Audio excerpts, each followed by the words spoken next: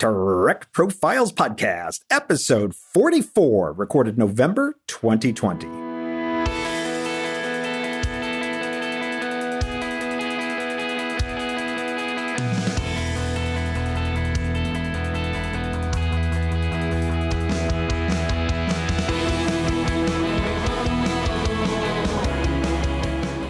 This is the Trek Profiles Podcast, where each episode we talk with a Star Trek fan, we hear their Trek story, and we try to figure out why we all love this show so much.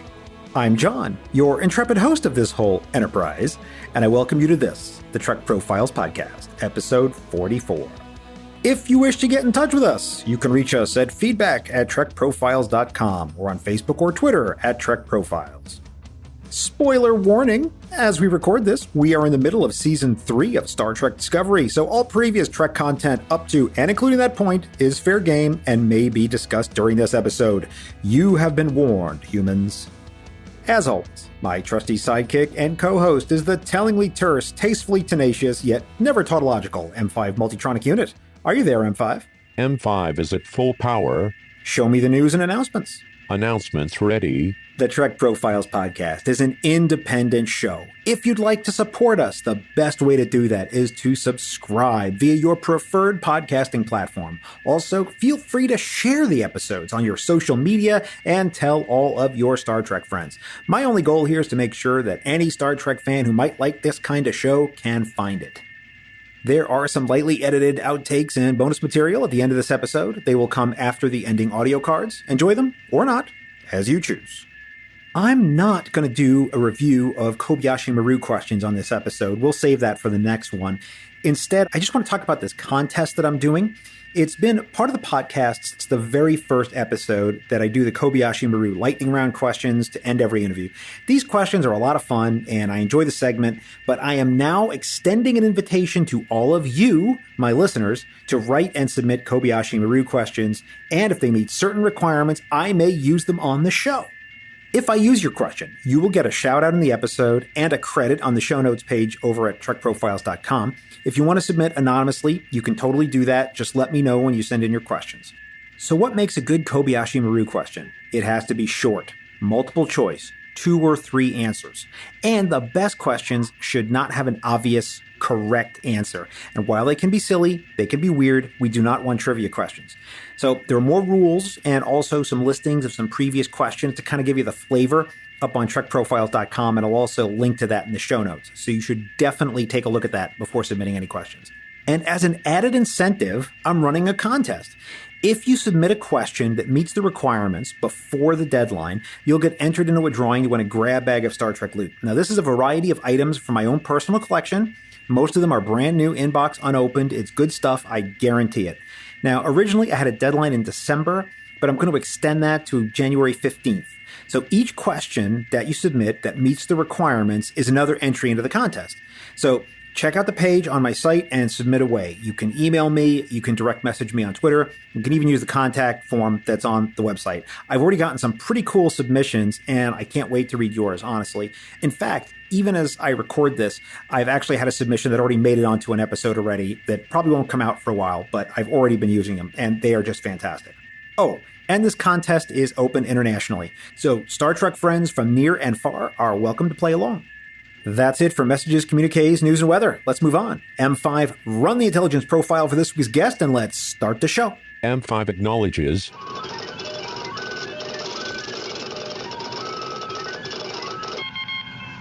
His favorite character is that wild red-headed friend Tilly. His favorite ship is Book's special animal rescue ship. He loves Andorians in general, and Rin in particular. He's originally from Marin County, California, but currently hails from Toronto in Canada. It's the newest Andorian alien on your Star Trek screen. It's Noah Averbach-Katz. Welcome, Noah, and thanks for being on the podcast. Hi, John. Thanks for having me. I'm excited to be here. Excited to talk Star Trek and fandom. I know. Excited. I'm excited to have you because I think we were talking about this a little bit before we started officially recording, that it's not enough to actually be on the show to be on Trek Profiles. You have to have fan cred to be invited on by the M5. It's truly a high bar. You know, you really got to earn it. So I'm glad that I passed the test and I could make it on.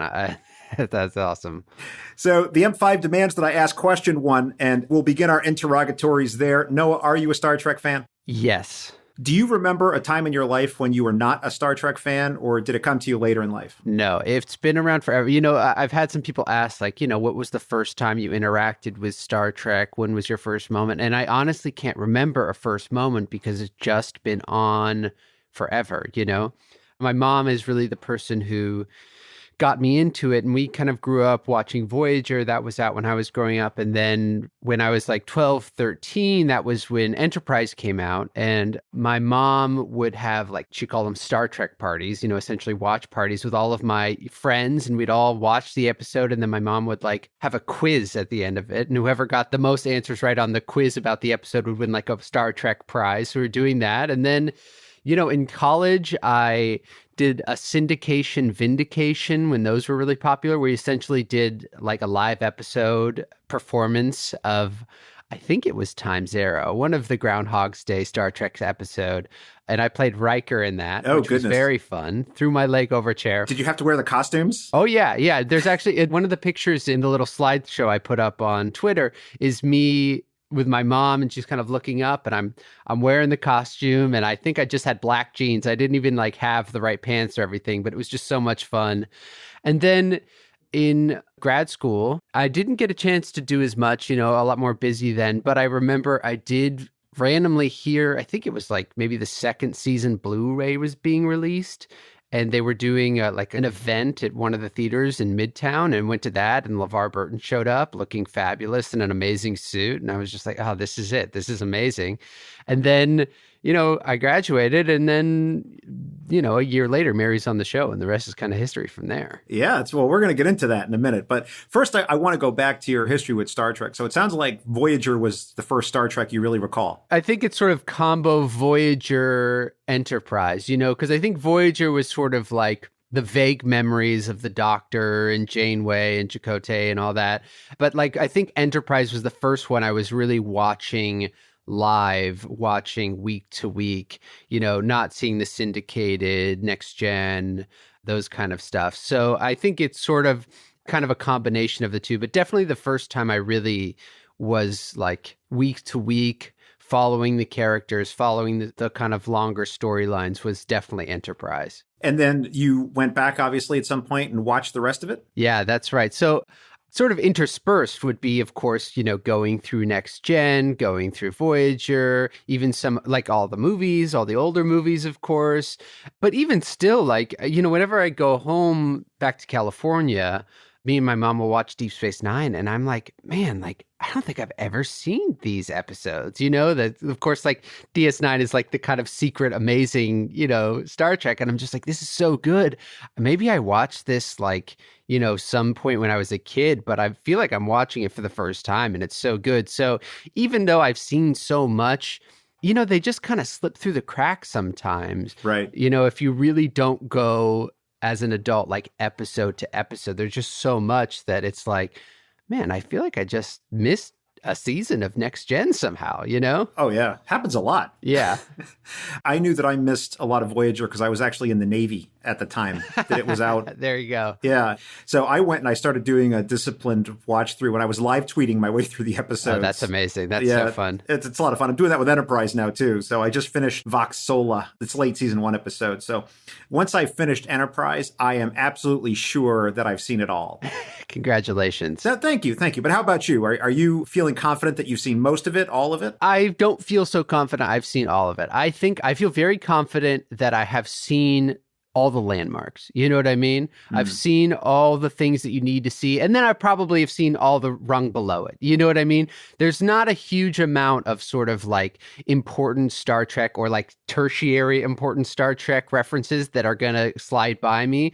But there's definitely stuff that, probably like season 8 or season 7 of Voyager or Deep Space Nine, I haven't really seen everything. I think a part of it is like, it's a lot to go through. Sure. You know what I mean? Sure. And also, now with Mary being on the show, my focus has sort of turned so much onto like current generation Star Trek and sort of just like appreciating and getting to kind of soak in, discovering everything. So there hasn't been as much of a drive for me to kind of like go through and watch all the old stuff and sort of do kind of like, I don't know if other people have experienced this, but you can kind of have like Star Trek overload, when it's like, oh my God, like I'm so deep in it that I can't even like, I just need a break for a minute. You know what I mean? So I feel like at some point I'm definitely due to like go through and clean up all of my blank spots. Even Enterprise, I probably saw every episode, but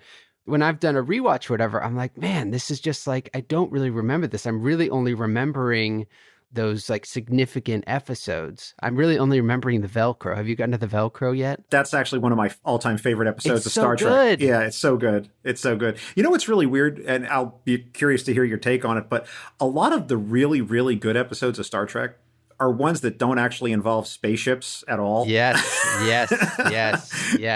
I think my favorite episode of Star Trek, we might get to this, but I think The Offspring is like an incredible just work of television and work of sci-fi, and it really exemplifies like what Star Trek can do that no other television show can do. And yes, it is like androids and robots and sci-fi future stuff, but there's no space battle, there's no warp drive, so I agree, and even that episode of Enterprise is just like, I'll never look at Velcro the same way. It just sticks with you, like there are certain things, and a lot of the time that isn't the big space battle or whatever, which I think Star Trek is unique in. Yeah, absolutely. I would absolutely agree with that. So you're sure you've seen most of it, let's say top tier and next to top tier adjacent Star Trek. Yes. Right? So yeah, I think that's right. You're feeling pretty good about that. Have you ever felt the need to buy any Star Trek merchandise? Are you a collector, Noah? Well, that's such an interesting question. I mean, if you can see, this is obviously a podcast, but if you can see my hat. Yes, you got the Deep Space Nine hat, the Niners hat. It's the Niners hat, and it has one of my favorite Star Trek quotes of all time, which is "Death to the Opposition." I think that episode I love. So yeah, I'm constantly buying little like knickknacks, little smaller things, a bottle opener here, a shot glass there. Back at my childhood house, we have literal tubs filled with Star Trek memorabilia.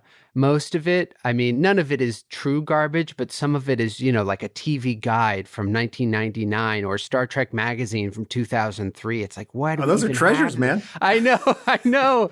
And so we have so much stuff. I think we have like a signed headshot from Brent Spiner, and we've got mugs and cups and Pez.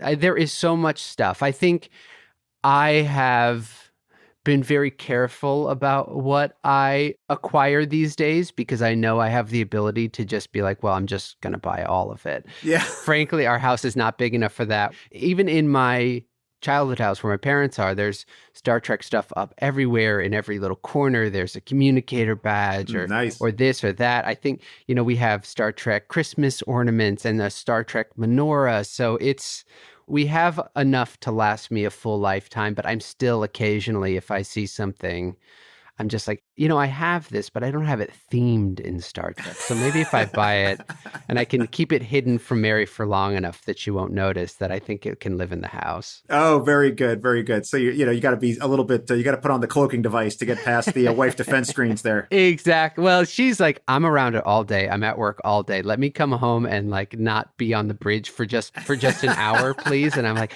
yeah, but isn't this just so cool? Don't you want it? Well, I know with my wife, that's when I pull out this line that she grits her teeth when I say it. But I was like this when you married me. That's a good point. Yeah, that's a good point. Mary knew exactly what she was getting into even before the show. That's how it goes. Yeah, I'm wearing my Badgie t-shirt today, from Lower Decks. I see that, yeah. I think it's great to have the stuff that you like. So when you think back on your collection, what's the one item that's the most special to you? Wow, that's such a good question. Well, I have a couple of answers.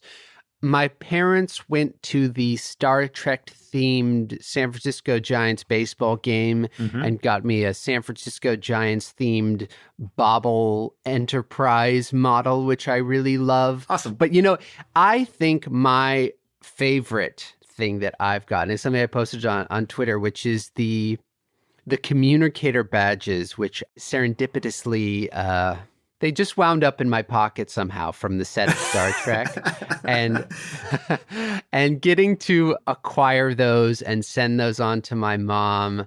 They've been treated. They look like they're from the set. They are from the set. I feel like that's really cool. Something where it's like I sort of got to create and pass on my own piece of authentic memorabilia. I think that might be my favorite. I think you're right that the quality of these things today is really stellar because, the people who are making the stuff, they have to make it for HD quality, right? Exactly, yeah. I remember looking back at, I think one of the Star Trek conventions out here in Vegas where I am, they had some exhibits from the original series.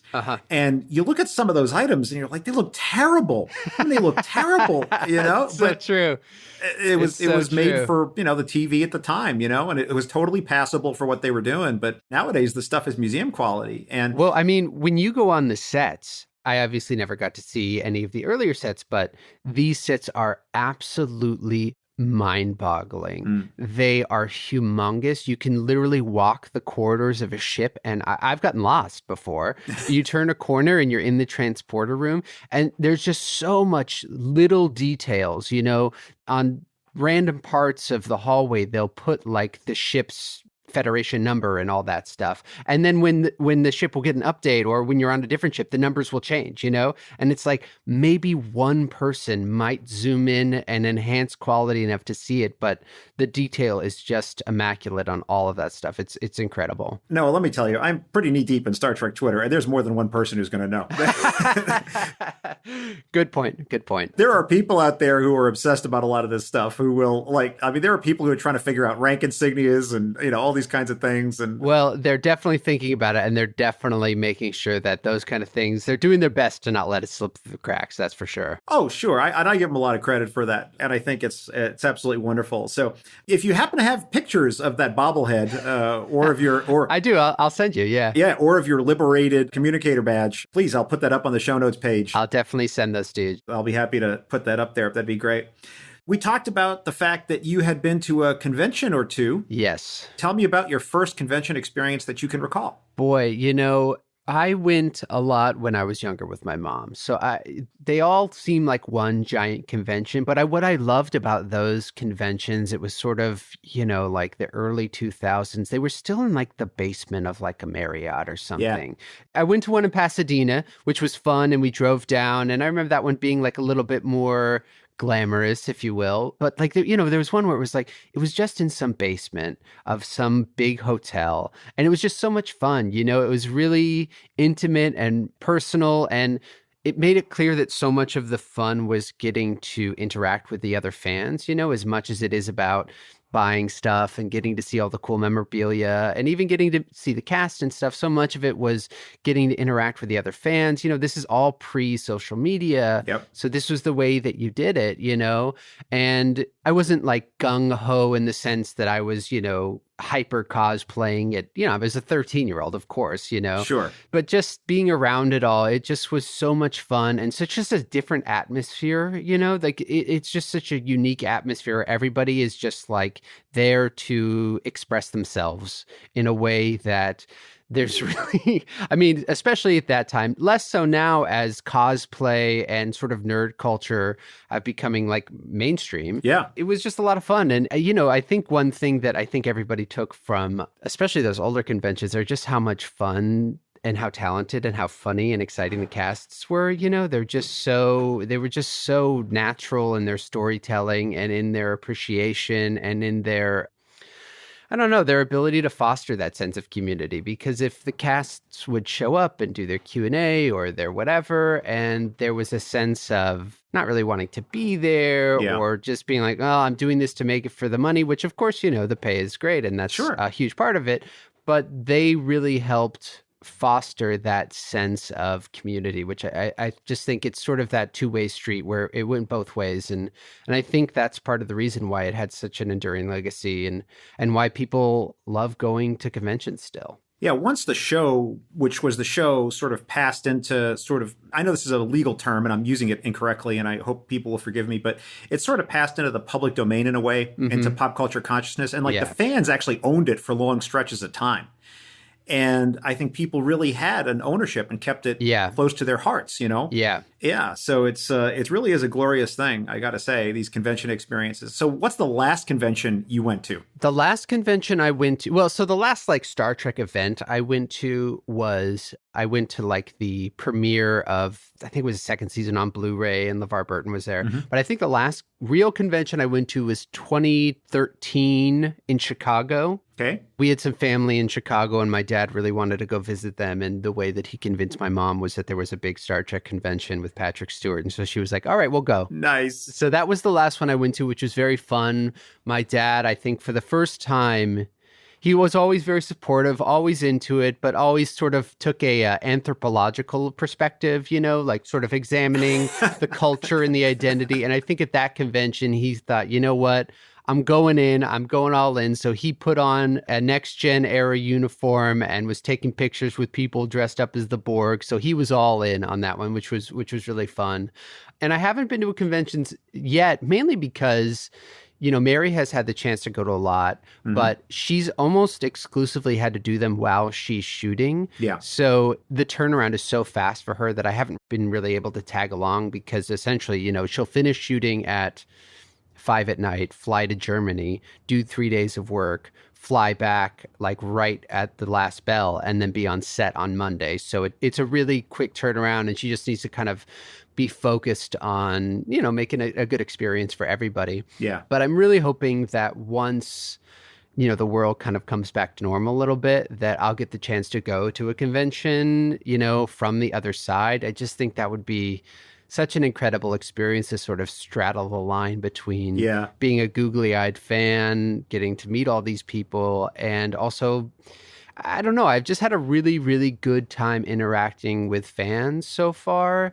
Things that normal people find a little cuckoo, I'm accustomed to in a different way, and I can appreciate in a certain way that brings me a lot of joy, and I'm just really excited to get the chance to do that in person someday. You've lived in the tribe. Exactly. See, and now you're going back and explaining to everyone sort of the local customs and how everything works. You know? Yeah, and then I explain, everybody's like, okay. And I will say that to everyone's credit, all of the cast, especially the Discovery cast, like they are great ambassadors. And I think they love the fan base and they appreciate the fan base. And they, you know, they love being around the fans. It means so much to them and they always have the fans in mind. But I do think that my level goes a step deeper when, you know, I'm always wearing the hat or whatever. So let's talk about that for just a second. Have you ever worn what you would consider a full-on Star Trek cosplay? I don't think I've ever done a full-on Star Trek cosplay. I think, you know, when I was going to conventions, cosplay wasn't really a word yet. Right. You know what I mean? Right, yeah. It was still like dress up or whatever. So I would wear maybe like a shirt or whatever, but it would never be like the full thing because it just wasn't, you know, the same thing in the general idea, you know. You weren't going to get likes on Instagram in 2003 if you were wearing a Star Trek uniform in the same way that you might now, which is awesome. You know, I love that change. I've worn my fair share of costumes or whatever, but maybe someday in the future, it might be time to reconsider that. Oh, fantastic. Well, you know, you got the right communicator badge, that's for sure. Exactly. So I wanted to ask you about this D&D game that you are hosting. I want to know about this. Now, you are the DM? That's correct. And are you doing a game of your own design or something off the shelf? Well, it's sort of a modified version of Icespire Peak, the new Essential kits that came out. I'm sort of taking the kind of backbone of that and then morphing it and warping it to kind of fit the stories that warping it. Thank you very much. Honestly, good point. It's such a part of my lexicon. I didn't even think about it, but I'm kind of building that around the stories my players came up for themselves, and it's been a lot of fun so far. You know, it's a weird time because while everyone is up here shooting, even though they get to spend their days at work together, masked, very safe, lots of really, really necessary but very intense protocols. Sure. There's not a time outside of set for people to socialize, which sucks because that was one of the the most fun things about this cast. It's a very social cast. They have a lot of fun together. Everybody they just get along really well. And so having that being taken away has been a bummer. So I thought that this could kind of be an opportunity for people to find a time to hang out, to make some new stories together, and to, not be focused on work for a little bit. Oh, that's great. So are you doing it in person or no, over it's, Zoom? It's all over Zoom because nobody's really in person outside of the set, but it's all over Zoom. And it's been great. I've really enjoyed the chance getting to know Blue and getting to know Ian, who play Adira and Gray on the show now. I met Blue once last year, and I've actually never had the chance to meet Ian in person. I only know them over Zoom, but they're fantastic. And just getting to know them both better has really solidified what awesome people they are and what just an incredible addition to the show they are. I think the franchise is super, super lucky to have them. And I think they're kind of going to be the gateway for a lot of younger fans into the show. Oh, I think that's wonderful. I've enjoyed everything about them on the show thus far, and I look forward to seeing what happens and how things develop with the characters. But one of the things I wanted to ask you about was, as the DM, are you ever concerned, or do you keep an eye on sort of how the creative stuff at work might enter the game somehow? I mean, is this a particular area of concern for you, or you're not worried about it? Well, I think that I want to give people a creative outlet so they don't feel like they need to kind of continue the story they're telling at work outside of work. I think of this as a recharge. So that way when they go to the set, they're feeling creatively empowered to kind of bring their best performance to work. So I think of it as a recharge place. Everybody is clamoring for Anthony to be a druid of spores because, of course, his mushroom connection.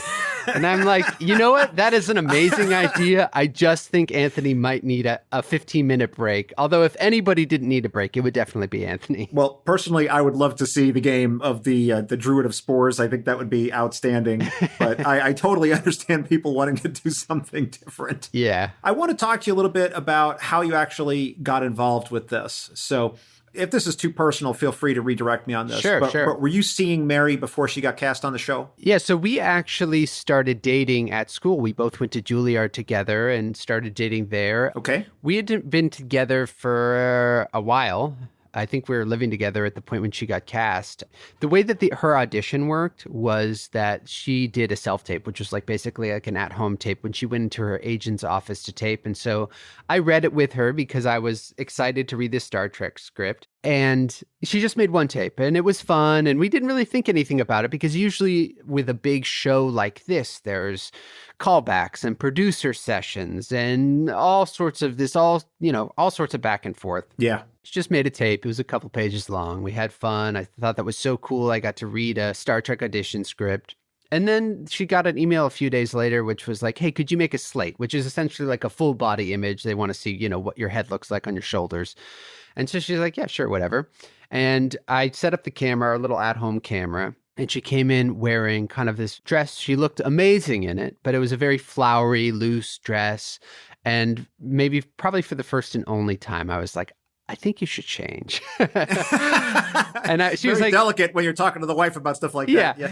She was like, well, what do you mean? I was like, well, I just think that it would be great if you had something a little bit more military, a little bit more square shoulders, something that might be reminiscent of shoulder pads, if you will. Right. And so she was like, yeah, sure, whatever. And so she put on this kind of squared off jacket that she had and some jeans or whatever and made the slate. And then I was sitting at dinner with my dad and with my cousin who just happened to be in town. She was coming from maybe a play or something and came to meet us, and she sat down next to me.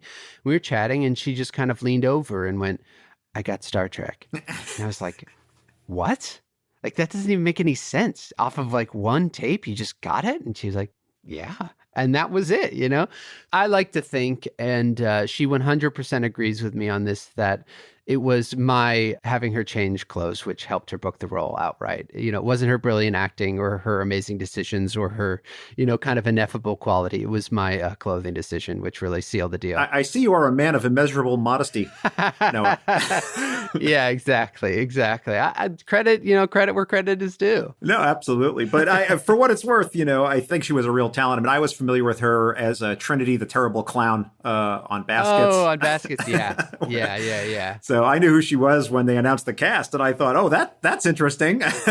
Yeah. I mean, talk about somebody with range. You got it right there. Oh, yeah, absolutely. Well, what a delight. I mean, it certainly must have been really wild for you to say, oh, here I am, a lifelong Star Trek fan, and my spouse gets cast in the show. It was unbelievable. It was so bizarre. It was so exciting, and it just kept getting better because it was mutually beneficial in a way because I could sort of clue her in on what she was getting into and clue her in onto why it was important to people. Because I think with any fandom, if you don't have a close relationship, it's yeah, I mean, it's great. It's fun. But why does it mean so much to people, And I think I was able to kind of give her a window into that, especially as, give her a window into my mom, which I think helped as well. And that was quite the connection point. I think she was kind of sealed the deal for my mother after that, for sure. Mom's on board now. Yeah. And then, it was just progressively better. It was getting to go to set and getting to see the costume and getting to meet the cast and getting to read the scripts and hold the scripts and meet the director, and it just kept getting better after that. Well, for what it's worth, that's one of the things I focus on this particular podcast is in our preliminary emails back and forth and messages. I told you, I was like, I don't really do news. I'm not trying to break any scoops or get any, because I don't care about that. What we focus on here is why the show actually matters to people. Right.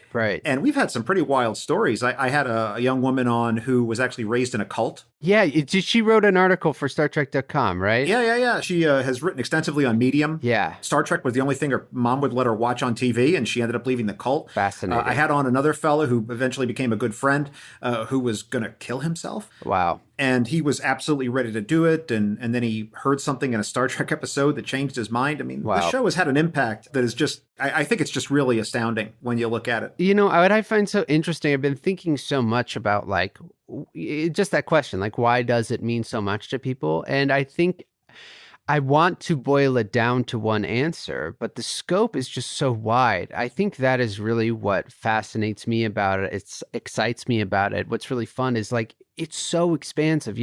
It's not just a certain group of people or a certain identity or a certain relationship to this thing. It's so expansive that it's almost impossible to kind of boil down to one essential quality, which is amazing, which I love. Tell me about how you actually got involved in getting on the show. So you're married to Mary now at this point. What happened? So on one of our very, very early days, it was the first time they were making After Trek, and everyone was still up in Toronto.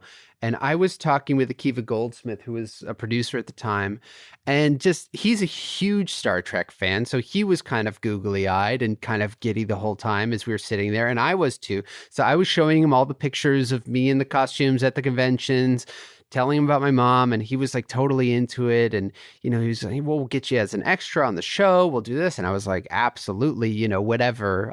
I'll take whatever. And we all went out to dinner, or it was maybe an after party or something. We were sitting at a table and I was blabbing on and he was nodding excitedly. And he was like, well, look, Noah, the person you actually want to talk to is across the table. And Alex Kurtzman was there. And Alex was like, what do you mean? And Akiva kind of introduced me and yada, yada, yada. And Alex nodded. And then right then, somebody who worked at CBS came up to me. He's like, oh, I know you. You were on The Good Fight. And I was like, yeah. And at that point, it was like, oh, this guy isn't just a fan who wants to be an extra. He's an actor. He's been on on CBS Network before Mary has. And so I think at that point, he kind of opened up and I sort of shared my mom's relation to it. I had a video of the first time that she found out Mary got on the show, which is basically just her weeping for 8 minutes. So he loved that, Treasured memories. Exactly. So we just kind of were chatting and it was great. And that was kind of that. And then later down the road, I actually auditioned for Spock, which was interesting because the kind of like secret script they have was actually like coded as an Andorian named Tom. But as a Star Trek fan, I knew right away, this is not an Andorian. This is a Vulcan. Like, you're not fooling me. And, I think I auditioned for that, and he got to see that tape and really liked it. And it was clear that I sort of like had a relationship with this material. And then this part came up, and I was actually in Toronto at the time, and I flew to New York and auditioned for it and just kind of got it from there, So it was just sort of a slow burn of being integrated and getting to know people and showing up and, just trying to do my best Star Trek audition that I could. Fantastic. Now, have you had to work under that amount of prosthetics before, or is this the first time? No, never. I've never done that. That's an insane experience. These prosthetics are truly wild. The first set of prosthetics that I did was a 5.5-hour time. Just sitting in the chair it's like every sort of face, nose, ear, eye, skin doctor gluing a football helmet directly to your face. It's like, the rubber is so thick and the glue is in your nose and in your eyelids and inside your mouth and on your lips and in your ears. It's just a really, really intense experience. And then, it's like, oh, how do I actually act in this? Right. How do I convey emotion or meaning or story with this, 1/4-inch, 1/2-inch thick piece of rubber on top of my face that doesn't necessarily move when I move my face underneath it? It's not a hyper responsive piece of material, even though it looks fantastic. You're sort of a puppeteer in your own body. Exactly. That's actually a great way to put it.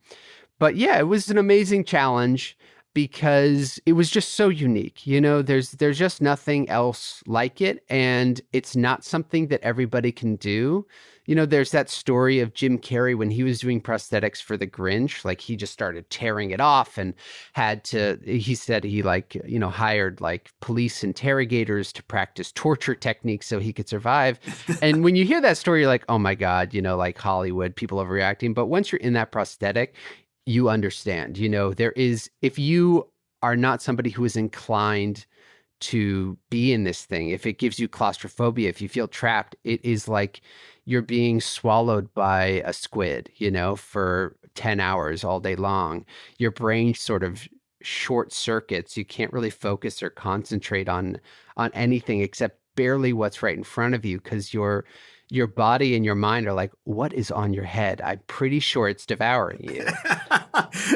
So you get sort of a fight or flight reaction in the middle of it. And then it's just like, we're just shutting down. This thing's over. We just need to shut the whole body down. This isn't right. Something's wrong. I don't want to go too far into the acting weeds, but I am a little bit curious here. So obviously you want to do a great job. You want to deliver a great performance, but you don't get to put on all that prosthetic just to try it out, right? So you actually have to go be on set. So how did you find the character, and how did you figure out did you have to do some mirror work for 10 minutes or how did you do it? That's a great question. The first thing I did was I reached out to Ken Mitchell and to Mary Chieffo and talked with Doug a lot about like what works, what doesn't work. How should I approach this? Because I think the three of them are just absolute masters in prosthetics. I just think like their performances are truly, truly phenomenal in different ways. And so I really looked up to them and sought advice for them. And they sort of, gave me some really good places to start. And then when I was on set, I would watch playback a lot. So essentially I'd do a take and I'd run over to the monitor and I'd have somebody play it back for me. And I'd see like, did that work? Did that read?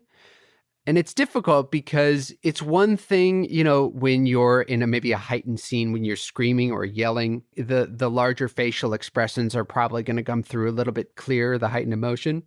But especially in 306, when you're supposed to be secret and quiet and still, there's such a fine line between having an experience conveying an emotion and just it looking like you're wearing a mask. It can very quickly look like this guy is just stuck behind this mask. So my approach in the technical sense was to focus on conveying emotion with the eyes, even though I was wearing contacts. Yeah. That was sort of like the place that you could kind of maybe try to read thoughts or emotions, and to let the mask. I think what is interesting about the Andorian prosthetic mask, which I love the design of, which is different than in Discovery the Klingon, or even different than the Kelpian masks, is it's still very human in its design.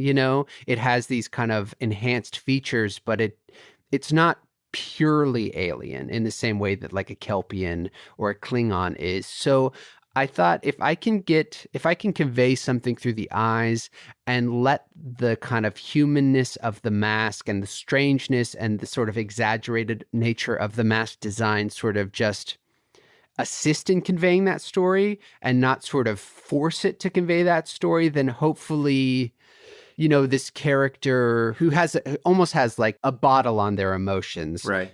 That sort of might come through, that there is like a sharpness in his face.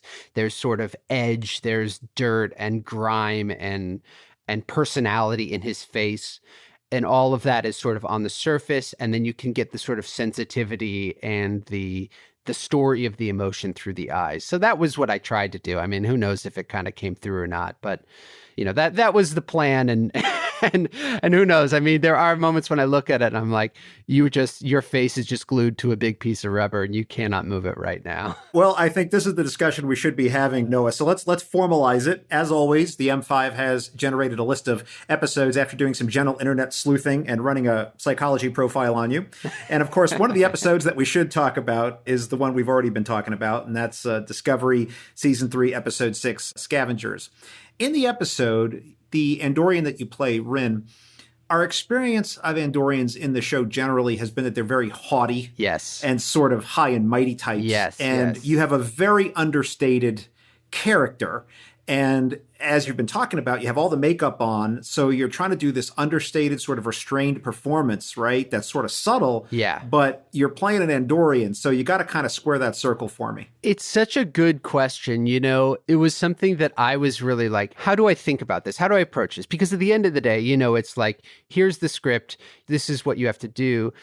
The first thing I did when I got the role was to go through Enterprise and watch all of Jeffrey Combs's Shran. Yeah. Because I think, as much as there is that episode in the original series, I think Jeffrey Combs invents Andorians. He is the one, along with the other guest stars on the show, who kind of invents this idea of the sort of boisterous, haughty, confident, blustering, front-footed Andorian. Yeah. What I love to think about when approaching Star Trek races is what do they present and what is that covering? So like, for example, the humans present this sort of righteousness and the goodness of Starfleet and justice. But I think what that's covering is sort of this animalistic, manipulative, egotistical thing that they're constantly in battle with. And with the Klingons, it's like they present the kind of bloodlust battle, life or death stuff. And what it's covering is sort of honor, loyalty, commitment,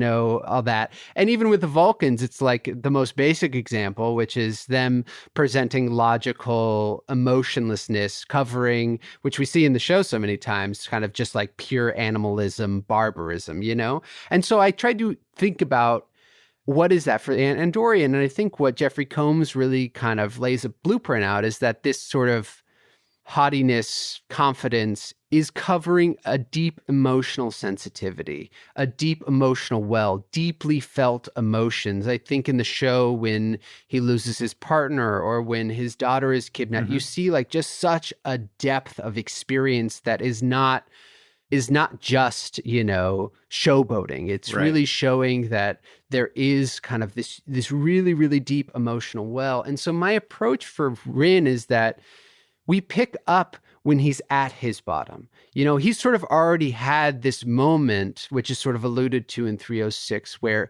he has brought this confidence, this swagger or whatever, and kind of tried to knock down this character, Osira, who he feels is unjust or he feels is somebody who shouldn't be in charge.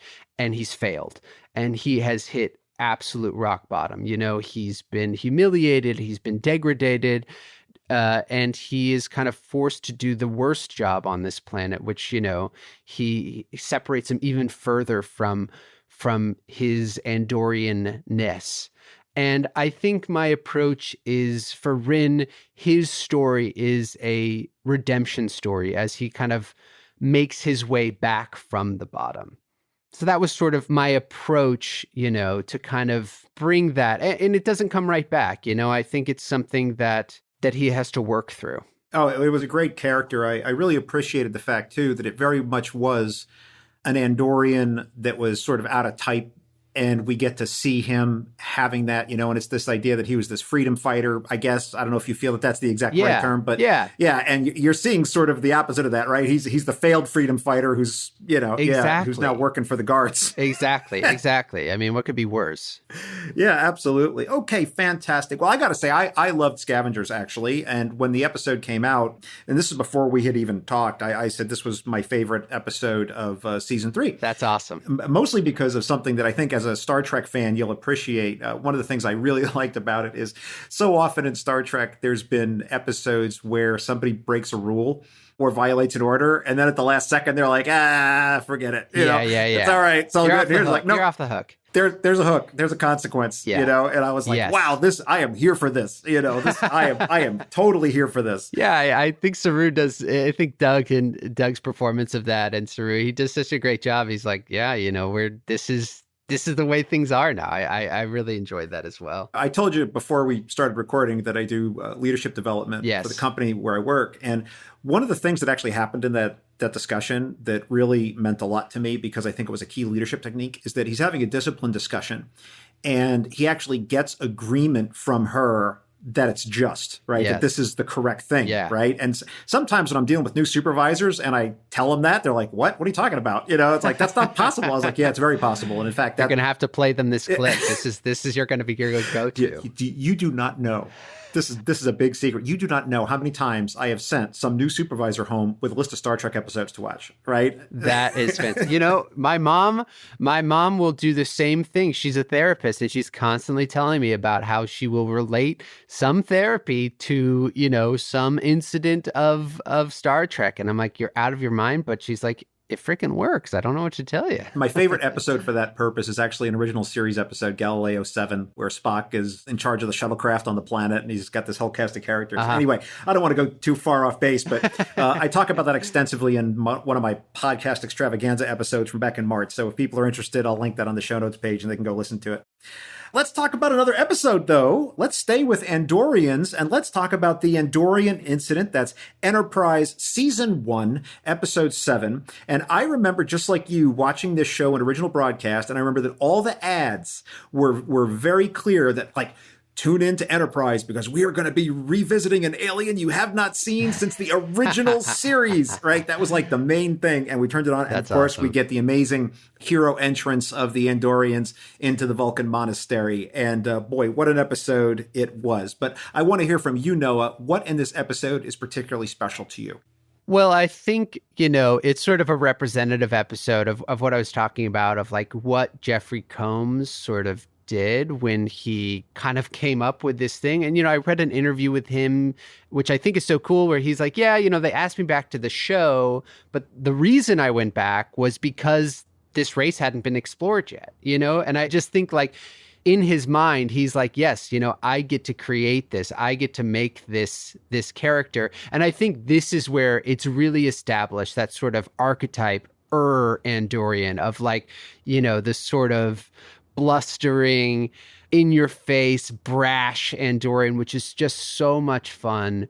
It just threads the needle so perfectly of like a unique race, because there is a lot of obviously confidence and brashness and whatever, but somehow I really do think it just is his performance. You get the idea of a completely unique culture and a completely unique race of aliens, which is just amazing.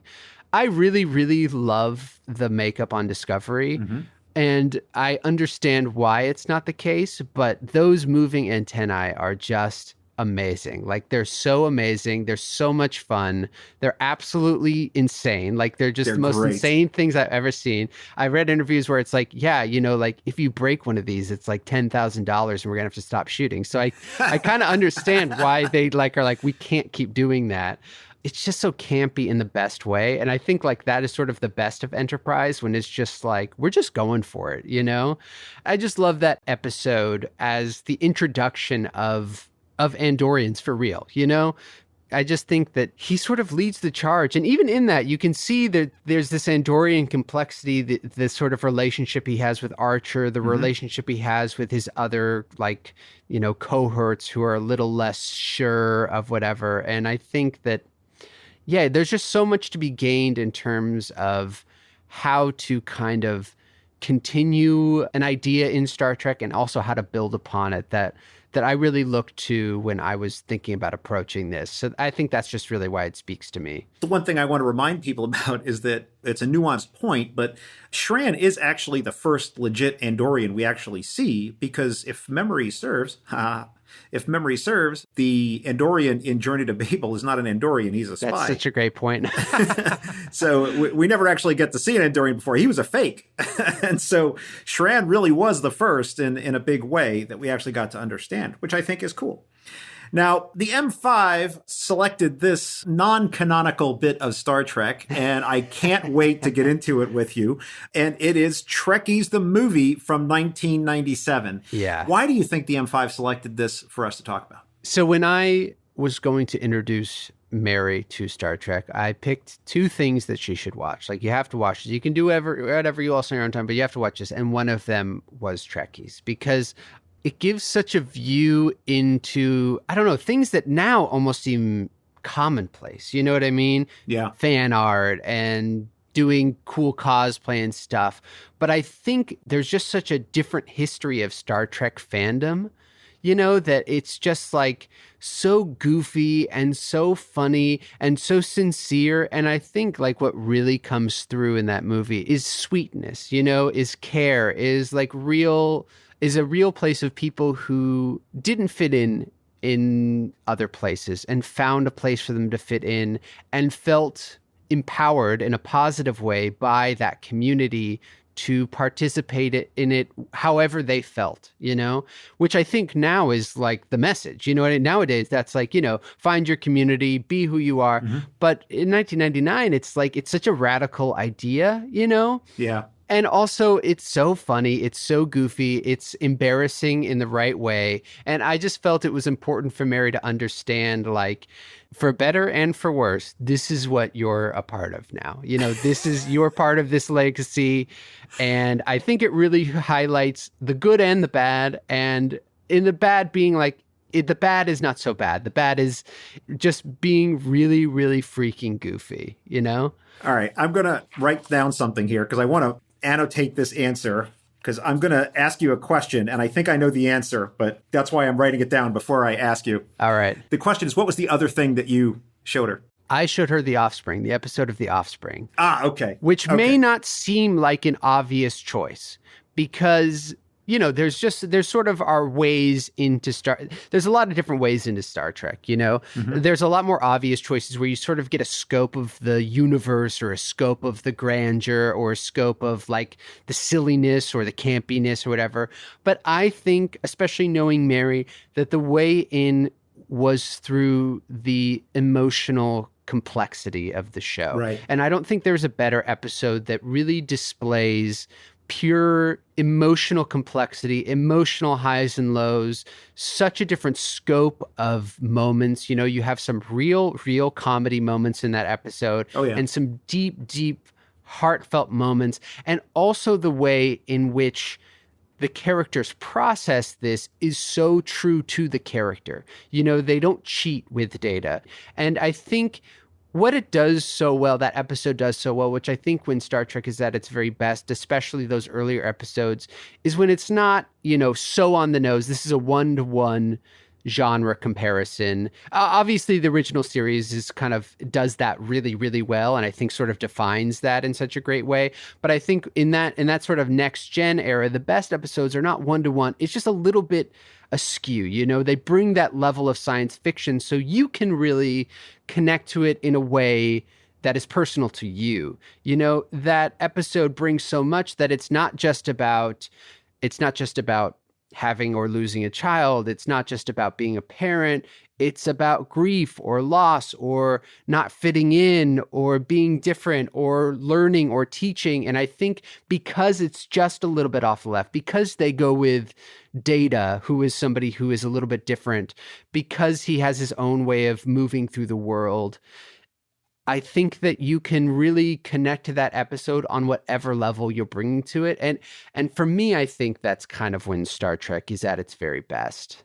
And I think that would be an episode that would really give Mary a window into when Star Trek can really be special in a way that is meaningful for her. I think it's a great pick. It absolutely is. And it really does encapsulate a lot of those things you were talking about. One of my favorite parts of it, I don't want to say one of my favorite parts, but one of the parts that always sticks out at me is sort of how Picard tuts the whole idea right at the beginning. Oh, you should have come and talked to me, and and Data basically tunes him up and says, well, I'm not sure anybody else on the ship is talking to you about their reproductive choices ahead of time. Yeah. That's such a great point. There's just a ton of layers in that where characters are maybe not acting like that. They're not acting, as perfect human beings. They bring their own personalities, their own faults to the equation. And you can see how that leads to like the logical conclusions, which is just sort of a really emotional and nuanced episode of Star Trek. Yeah, I'm pretty sure off the top of my head that this comes after Measure of a Man, which is the Data trial episode. Yes, it does. It does, yeah. Very similar episode. And you say to yourself, okay, here's Picard, where he's all about, Data has rights, he's a being, and then this one, there's like this totally other guy. And you're like, who's that guy? Well, it's such a good point, but I think it's interesting because it's like in Measure of the Man, Picard is interacting in a way that he's totally comfortable with, which is in rules and regulations and in the kind of like structure of Starfleet. And then when he's reacting to children, which something, they do very well of showing he's uncomfortable with, then he's sort of out of his element. And it's just really, I really appreciate that they are not trying to make him, perfect in every way. He has his niche and he performs so well. And when he's out of his comfort zone, he doesn't perform in well, which is just like all of us, Very, very well said. Also, I have to mention, there is an Andorian reference in the episode as well. I know. That is very true. And thank God they did not keep that insane makeup. What an insane image of Andorian that is. Well, whoever that guy was, he didn't have to act in it. He just had to stand there. So he had it a lot easier in that regard. Definitely. Let's talk about another Discovery episode. Let's talk about Discovery Season 3, Episode 2, Far From Home. This is the one that's basically the space western. Yes. You were not in this one, so you are coming to this one directly as a viewer, I would imagine, unless you want to tell me something different. So tell me, what about this particular episode attracted you to it? Well, there's a couple of things. The first one is, I think it showcases Mary really nicely, especially Mary 3 years into Star Trek. I love the conversation that Saru and Tilly have as they kind of are walking towards, this outpost. I love the interactions that Tilly has with the people she meets there. And I love how Mary approaches them, which is the character is bringing her full self to these situations, which is nervous and afraid, but also able to read people and understand people and to communicate and connect with people, which I think is something that, Saru, I think admittedly is like, I need you for that. That's why I need you here, because I don't do that as well. I bring a lot of other things to the table, but you are so good at connecting with people. And it's just really, really fun for me to watch Mary get to navigate that. I also think there are just some fantastic guest stars in that. Sure. The man who plays sort of the alien who's killed very early on, I think he does an amazing job. He does an amazing job in the prosthetics. And I think Jake Weber is a really, really fantastic actor. He kind of plays the bad guy who's coming to collect. Yep. And he's just really, really fun to watch. And what was also fun is that, half of that episode was shot in Iceland, which I got to go to Iceland with her. I visited there and watching them shoot in Iceland in these cliffs and these black sand rocks was just so much fun and so cool. And it really, really felt like some alien prehistoric planet. That's the kind of stuff that is just so, so cool when you get to do something or go somewhere where you never thought you would ever have the chance or the reason to go there. And just seeing it all happen on, these giant cliffs where there's birds flying around 500 feet in the air. It looks like Jurassic Park or something. It was just a lot of fun to be a part of. And I think it showcases everyone really, really nicely. So this is a question that I feel like you're uniquely qualified to answer, having been a fan and someone who's been involved in the making of the show, which is that obviously any actor or anybody who's involved in the production has their own experiences in making any particular episode, which certainly can affect their opinions of it. As a fan, though, you've seen a lot of Star Trek before you were ever involved in it, and you can observe it just as a fan. Do you feel you can assess an episode of the show that you're involved with and sort of separate the fact that you're married to someone who's on it, that you've been on it, that you know a lot of these people? I mean, how is your fan experience watching the new show? That is such an interesting question. Yes and no. A little bit yes and a little bit no. I think yes in terms of I can, as I think a lot of Star Trek fans have. Star Trek fans, I think they have their own sort of thing that they're focused on. For some people, it's the ships, or it's the orders of Starfleet, or it's, everybody sort of have their own niche. And I think for me, a lot of it is like emotion and morality. And I can kind of get a feel of when a script nails it or when it isn't totally clear on the issue it's trying to discuss. I think, like, having seen a lot of Star Trek, I think that's always true for Star Trek, that, not every script really is able to dissect the idea that they want to, or they dissect it in such a blunt way that it's like, we get it. So I think I still retain the ability to see, okay, well, are they really exploring the issue that they want to explore? Are they really finding an interesting way to present an idea while still moving the story along, still keeping things interesting? I think where it's a no is that you just see the amount of work that goes into each episode, and you just sort of appreciate it in a different way. You see how hard everybody is working, how committed everybody is, how nobody is approaching this cynically, from top to bottom. I've met every single person who works on the show, and there's just a huge commitment to trying to make the show work, to try and make it work for both old fans and new fans, and also make it work in the business sense. It has to be in relationship with CBS and what they need from it. It has to be in relationship to both supporting the old fan base and acquiring a new fan base. Watching how they're evolving Star Trek, I think as a fan who's not on the inside, it can be frustrating sometimes. It can be really frustrating because it feels like the thing you knew, or the thing that was such a huge part of your identity, is getting changed or taken away, or isn't being listened to. But I also think that, hindsight sort of glosses over the ways in which this has happened every time a new Star Trek has come out, the ways in which they have to kind of make sort of difficult decisions or radical decisions to make sure that the show can happen. And I think, people like Alex Kurtzman and Michelle Paradise have done an incredible job to welcome in new fans, to honor previous fans, and to make sure that this isn't an ending of Star Trek. It's a new beginning, So in that sense, I'm watching it in a different way, which is just really appreciative of all the work everybody does to make sure that this thing happens, because I don't know about you, but I feel like there's been a couple of times when everybody's looked at each other and said, well, that's it. That's the end, The Enterprise is over. That's the end. Nemesis kind of doesn't really go so well. Oh, no. I've lived through all that. Yep. That's the end, And I just think that sucks, It shouldn't be like that. And it doesn't need to be the end. But you have to take some risks, and you have to change things, because you can't keep making the same product over and over, especially 20, 30 years later, when the things that people expect from television are completely different than they were back then. So in that sense, then no, I am very, very close to it in the way that I know these people and I know what they want to happen. Yeah, I have this discussion quite a bit with guests on the show, is when they hold sort of the fan opinions of some of the older series. And I'm not even talking about TOS. I could be talking about Berman era. And, they notice like an inconsistency or something that, they said this is a fact in episode A, and then in episode B, they're like, that's not a fact. And I think that was fine for back then, because they really were concerned about the syndication market and people not, watching the show serially. And now we're in a different era. And so the expectations of people to have a level of consistency that they didn't have before. And I'm okay with that.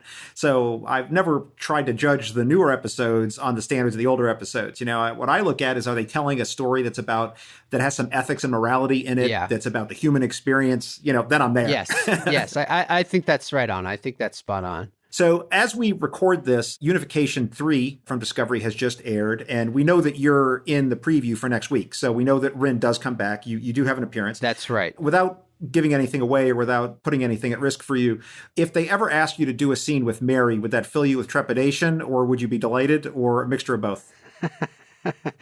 You'll just have to wait and see. How about that? That's fair enough. But I did want to ask you about that. Mary and I have done a lot of acting together, and she is really, really good. And I consider myself extremely lucky when we get to work together and extremely intimidated by her talent. That's very fair. Well, it also shows a good sign of your relationship that you have those kinds of feelings for each other. Hey, I got a little bit of an off-the-wall question because I've seen this come up in the fandom, and I'll be curious as to your opinion, just as a viewer of the show. And I'm asking specifically about the character, not the actor here, but Starfleet Admiral Vance. Do you feel that he's a hero or a zero at this point? Because I see that there's a lot of mixed reaction. And I'm not talking about the work of the actor, but the character in the role that he's in. Yes, that's such a great question. I think that Vance is definitely not a zero. He's definitely not a zero, but I wouldn't call him a hero either. And I think that's because he has no interest in being a hero. I think he has no interest in being liked. I think he has no interest in getting along with people in the kind of like classic, let's just get along. I think that probably Vance has seen some pretty messed up things, and he wants to make sure that they don't happen again.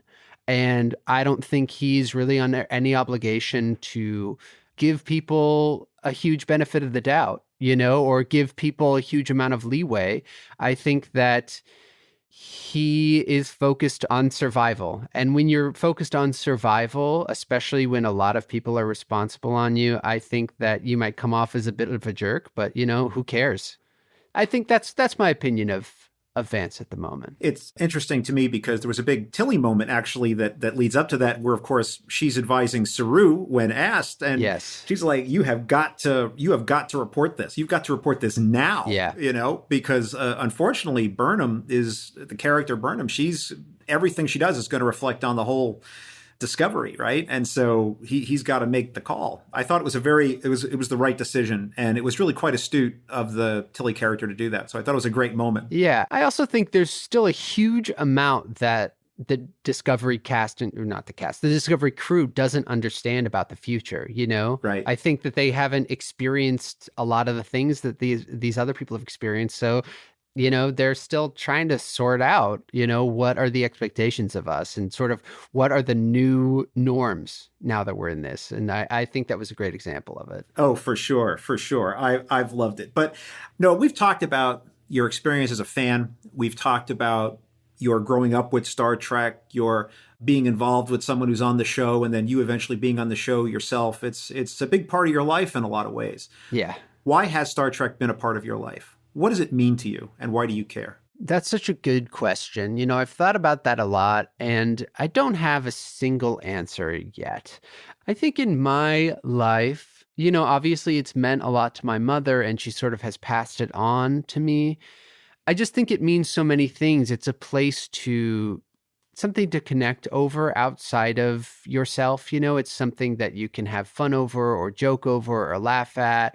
You can transfer a lot of emotions onto the show and not even discuss, but just experience emotions, feelings together when you're watching this show, that brings you closer. It can be such like an emotional experience that you can kind of share that together.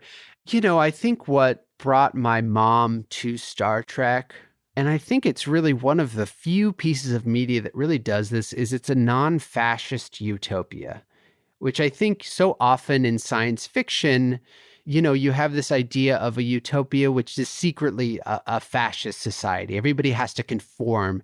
The only way to maintain the kind of utopian ideals are conformity. And I think for my mom, kind of a late 60s, early 70s, moved to San Francisco, wanting to do good, becoming a therapist to help people. I think what it really shows is that the way you achieve that kind of utopia idea is that first off, it's a moving target, and it's really about doing the best that you can under the circumstances you're given. It's not about being perfect. It's not about setting up a set of rules that are so rigid that everyone has to, be an exact replica of the next person.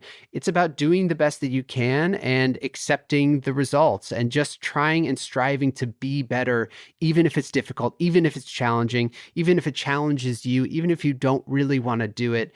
And I just think that resonates with me. And I think that's kind of what resonated with my mom when she got into the show, is like, so often the stories you hear are about people either being perfect or people either being kind of crappy and getting away with it, or being fun and crappy. And I think Star Trek is this really unique world where people are not perfect and they don't always make the right decisions, but they do try. They try and grow. They try and be better.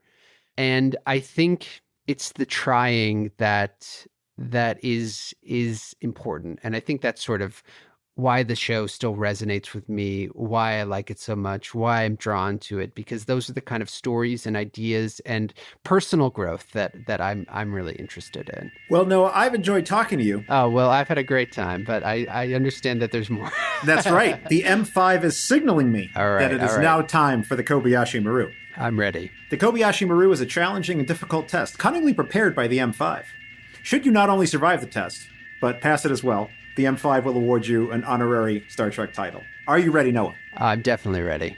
M5, load the Kobayashi Maru simulation and prepare to record Noah's responses. Working.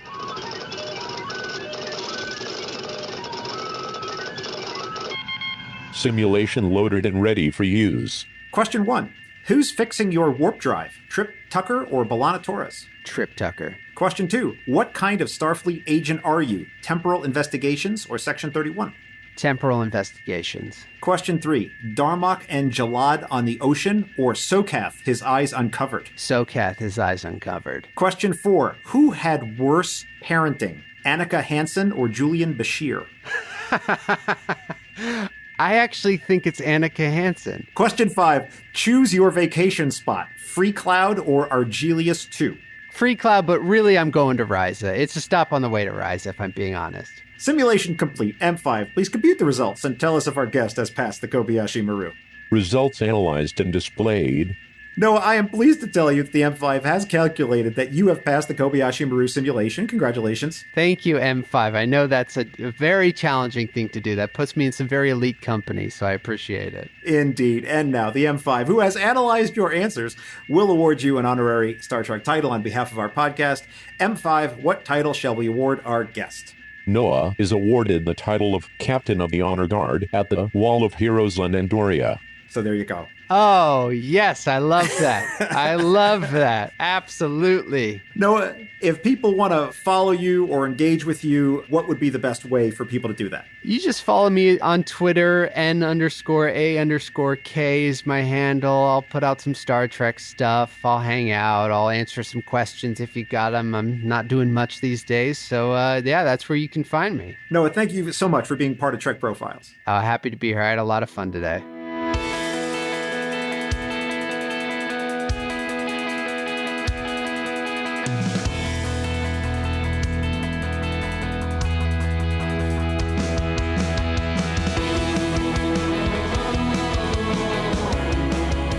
Here ends this installment of the Trek Profiles podcast. And before we offer a Trek quote to close this episode, I'd like to remind you that you may send us your helpful and friendly feedback, your snarky and salacious salvos of scorn, or selfie videos of yourself performing Klingon opera while shopping at the Walmart to feedback@trekprofiles.com or on Facebook or Twitter @Trek Profiles. Anything you send us may be used in the show, or it may be flung into a wormhole without a Red Angel suit. This week, I leave you with a quote from Tilly, who in the episode Scavengers said to Grudge the Cat, quote, "Did you eat her?" Close quote. Thanks for listening, and live long and prosper. This handcrafted podcast is brought to you by Stars and Sky Media Lab. It's cosmic.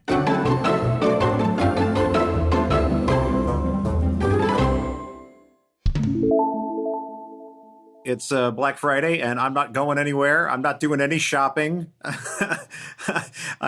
In fact, I'm trying my best not to leave the house today. So, I think that's a great idea. That's a great idea.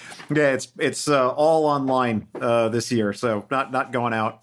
And it was actually funny because I was trying to buy something for my wife. I was trying to buy her a handbag for the holidays. And, I think the most expensive piece of clothing I own is a Star Trek uniform I bought.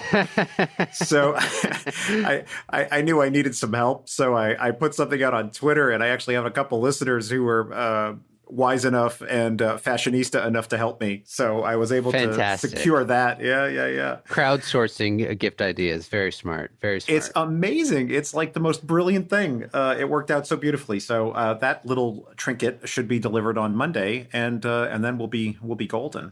So yeah. Fantastic. Yeah, I felt bad because I bought myself a little. Yesterday was my birthday, so I bought myself Happy birthday. Oh, well, thank you.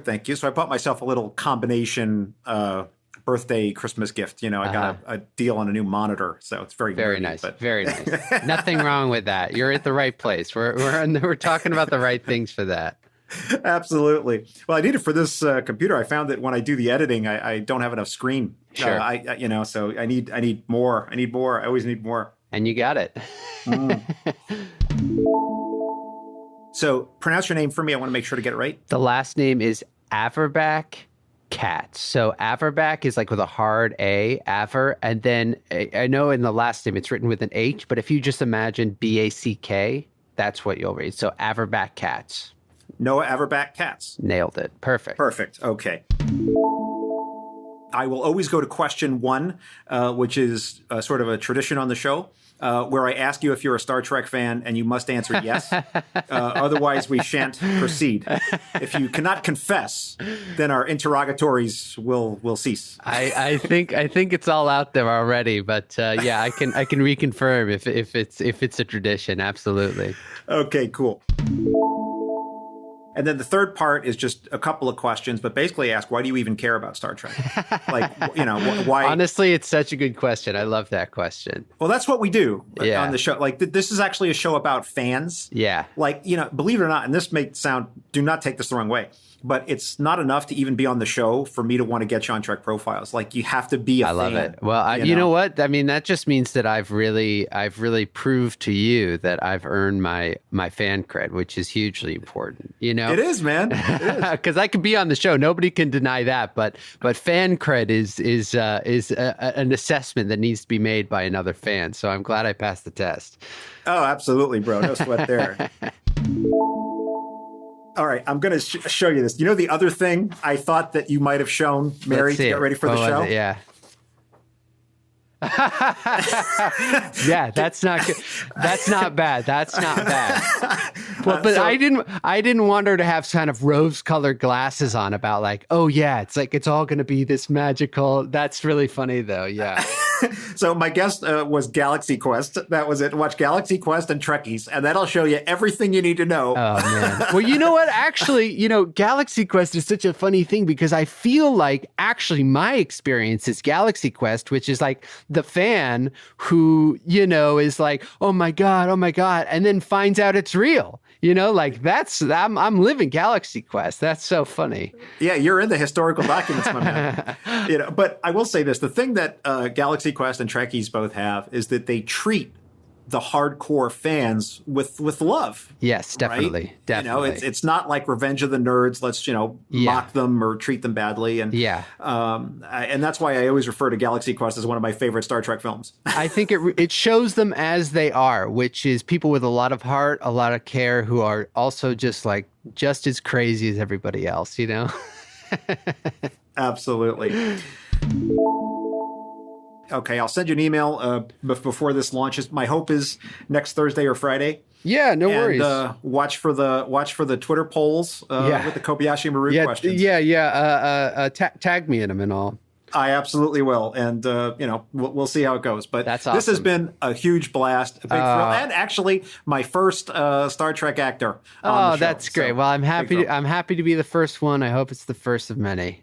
Oh, I appreciate that. But remember, they have to really be fans. I know. Yeah, I know. That's really the issue, isn't it? I mean, It is. a lot of people love the show, have grown up on the show, but there is this different level of fandom, which is unique. You got to really have your picture at the convention beforehand before you can really get through the gates, I guess. That's right. That's right.